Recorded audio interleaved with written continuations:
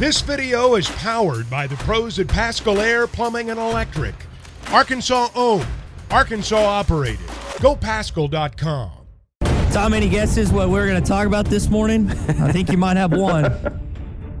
No, I mean, it's the hot topic for sure, and I'm ready to roll on it. Good morning. I think you provide an interesting perspective on this because you covered the Alabama Crimson Tide. Now, I think you, if I remember your timeline correctly, was it 1 year of Nick Saban, and then you came here? Am I remembering that right? Well, the timeline was his hiring, obviously, in that January, and the lead up to it when he's with the Dolphins saying, do I have to say it? I'm not going to be the Alabama coach. When all my sources were saying Malmore is waiting on Nick Saban, and he's not going to move further until he gets the no from Nick Saban. So we had to wait out to the end of the season. But no, I covered that, the hiring and spring ball and a couple of days in camp. And so I came here in August of 2007 to pick up coverage of Houston Nutt's final camp and season. I know, Tom, there's been turnover since then within the athletics department. I know in 2007, I guess that would have been Mark Gottfried, who would have been the head basketball coach. But kind of with your sources and the guys that you talk to still immediately are friends with, what have you made of all of this in the last 48 hours or so? Yeah, well, I don't know Greg Byrne personally, so I saw his online deal with Reese Davis, an Alabama alum, yesterday, and you know, the perspective they took obviously is that the kid hasn't been charged with anything, and my take is this: what do we expect out of Brandon Miller? A 18, 19-year-old kid to like make the right call and not show up or not do it. So I have colleagues who are adamant, and I don't think it has anything to do with the fact that Arkansas is their next opponent, but they're just adamant that you got to do some kind of suspension because the decision he made to show up. But do we think an 18 or 19-year-old kid should be able to go, I'm going to be the smarter man here. I'm not going to drive this car there. If you read the lawyer stuff, it's like, oh, he's a completely wholesome kid. He didn't know, and all. And so I think the truth is somewhere in the middle. But the bottom line being, it's just an unfortunate and tragic event, and Nate Oates he was a little bit tone deaf when he gave his remarks on the first day. That is for sure. And it's not my place to say Alabama should have suspended him. The kid's not facing any charges, so you just have to deal with what comes. Do you think when all of this is over, the season's over, whatever happens, and I don't think Alabama's winning the national title now. I'll say I'd be surprised if they get to the Final Four in light of all of this. I can't help but believe, Tom, pretty noticeable changes will be coming to their athletic department, I would think. They've taken withering criticism from basically throughout the industry on their decision to. It's like they knew it. They knew that Miller had been there and the gun was in his car apparently, and decided to do nothing about it. And I think kids who have that kind of entourage about themselves. I mean, they've already got set up with, advisors and reps and all this, and the school doesn't want to lose any revenue. It's almost as if they get some kind of pass. And I'm not saying that happened here. I mean, if that had been a walk-on who had done that, would they have suspended him? Would they have booted him from the team? Maybe. We don't know. Likely. But it could be very likely. But I don't know. I hesitate to say whether or not there's going to be firings or suspensions or anything. And listen, we don't know, and I'm not interested in really finding out, but I got to believe that this same type of situation occurred, even with a star player in Alabama's football program. I've got to believe, and maybe I'm just naive, but the handling of it by Nick Saban would have been much different than what we've seen by Nate Oates. You may be very well right. Although we know that Nick Saban's been a big second chance guy.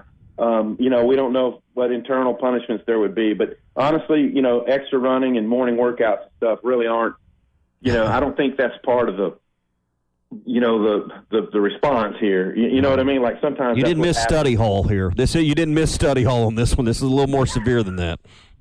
Exactly. So here's the thing: a cloud's going to be hanging over Alabama for as long as they're alive in the NCAA tournament.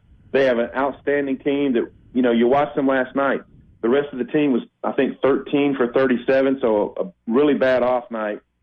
But Brandon Miller showed up to play last night, almost seemingly motivated. When you looked at his body language and his reactions to the plays, almost as if I'll show everybody. And how about Meechie Johnson? He hits the half-court shot, and if he hits the second half-court shot in overtime, you got a huge upset on your hands. Yeah, that was a great game last night. We're talking with Tom Murphy this morning, the Arkansas Democrat-Gazette and Whole Hog Sports. Tom, you mentioned age there, and I think that's important when discussing all this. I was stupid at 18. I'm not going to sit here and tell you otherwise, but a question from Billy comes in this morning. I don't know how much Brandon Miller makes NIL-wise, but if we're trusting, and this is not just him, if we're trusting any young man or any young lady at 18 years old that they can be responsible enough to accept $1,500,000, $250,000, shouldn't that same standard be held across the board when it comes to other situations, especially something like this? I don't know. I don't think the NIL money comes with the responsibility of doing everything right. And I'm a little bit more, I think, maybe lenient in that, can we assume that he knew the gun was in there? Well, that was in the text, so I think we can assume.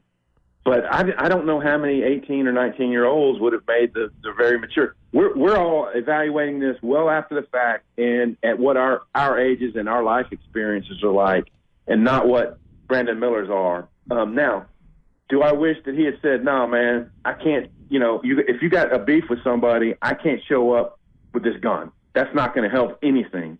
I wish that's the decision he'd made, but he's also a teenager. Mm-hmm. And Tom, I mentioned this in hour one. I've driven a buddy's vehicle that had a gun in it that I had no idea it was there, and then found out after the fact, and I ripped him for it. I was like, "You can't do that, man. You can't do that." So that's an example of my own life.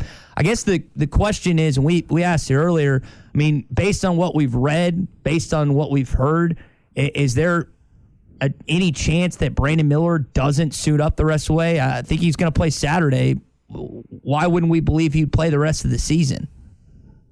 Well, I think it depends on because you heard I heard one of the commentators last night saying, I think it might have been Seth Greenberg on the call, that the decision, the disciplinary decision for him is something that the president and the chancellor, the board, and all that make. Well, what if the pressure to bear from the people they run with is that how can this puts U of A in a bad light? How can we deal with this? That maybe a decision is made on the board of trustee level that comes down to the president. I don't know if that will happen, but certainly those folks are hearing in their circles criticism about the university on how the whole incident was handled. Yeah. Tom Murphy, Arkansas Democrat-Gazette, Whole Hog Sports with us on the Morning Rush. So let's move forward to that game. Arkansas plays Tuesday night. Alabama, as we've been talking last night. Big game for Arkansas Saturday. Looking to, I think you'd be all but solidified in the NCAA tournament with a win at Alabama. Let's talk about that contest. Nick Smith's back, scored 26. What has to happen for Arkansas to leave the state of Alabama Saturday with a victory? Well, they held Miller down pretty well in the first game, and Devo Davis got a lot of that coverage. And it wasn't until he went around the screen, instead of, over it, that Miller hit a couple of threes that were huge. And I want to say Clowney hit one. And Alabama separated from what had been a pretty tight game to I want to say, out to about 9 points in just a short while. And then, Arkansas didn't have the 3-point capability to get back in that game. I think that you can't expect the same all the other cast of Alabama to have another off night as they did at South Carolina. I think the crowd is going to be super motivated because they know it's a quality team coming in. and like it's the world against Alabama, and I think we're going to see a lot of that on Saturday. But I also think Arkansas can put forth a defensive game plan to try to slow Miller and give themselves a chance. But I'll tell you, one of the biggest issues from last night's game was the way Alabama crashed the offensive boards. So many times they missed shots, they got them back. And so Arkansas has got to be a really strong rebounding team in that game. Devo's got to show up and really defend on Miller. And then they got to keep Sears. Sears really hurt him in that game with his dribble penetration. And so they've got to keep up their hot shooting. I have a sneaking suspicion they're going to give Alabama a really good run. And then also Arkansas has an extra day to prepare, and Alabama played a road game on the Wednesday night. So that's a little bit in Arkansas's favor. How much do Nate Oates and Eric Musselman like each other? I get the feeling that it's a little bit tenuous between those two. What's your feeling on their professional relationship? Yeah, I don't think they're taking summer trips together. And this is a high level D1 coaching deal right now between these two. That you're going after the same guys, and it's about your styles of play and how you represent your program. And this is a from what I gather, pretty testy relationship. BetOnline remains your number one source for all your sports betting this season. Everything from the NFL and bowl season to esports. You'll find the latest odds, team matchup info, player news, and game trends at BetOnline. BetOnline features live betting, free contests, and live scores for almost any sport or game imaginable. We're the fastest and easiest way to bet on all your favorite leagues and events. Head to betonline.ag to join and receive a 50% welcome bonus on your first deposit. Make sure to use the promo code BELIEVE to receive your rewards. That's BLEAV. BetOnline, where the game starts.